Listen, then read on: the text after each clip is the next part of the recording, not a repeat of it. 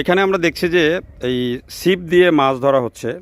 মাছ ধরার বিষয়টা আগে আগে আরও ধরেন এখন থেকে 15-20 বছর আগে যখন আমরা দেখছি তখন মাছ ধরতো ওই মানুষজন যারা হয়তো এমনি বাজার থেকে কিনে খাইতো না, তারা হয়তো মাছ ধরতো এবং মাছ যারা ধরতো তাদের একটা আলাদা সম্প্রদায় ছিল।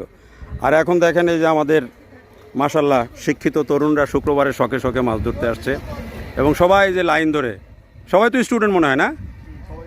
সবাই স্টুডেন্ট, এই যারা সবাই মাছ ধরতে আসছে এবং লাইন ধরে মাছ ধরতেছে। আমার কাছে জিনিসটা দেখে এই কারণে ভালো লাগছে যে ওরা এই যে শুক্রবারে ছুটির দিনে অন্য কোথাও আড্ডা না মাইরে একটা মাছ ধরতে আসছে।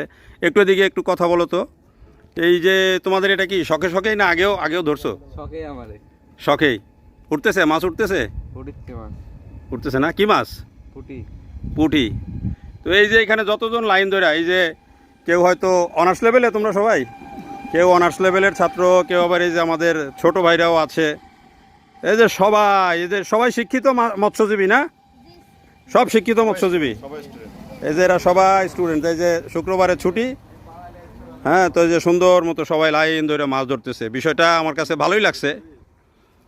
আপনাদের কাছে বিষয়টা কীরকম একটু লিখে জানায়েন।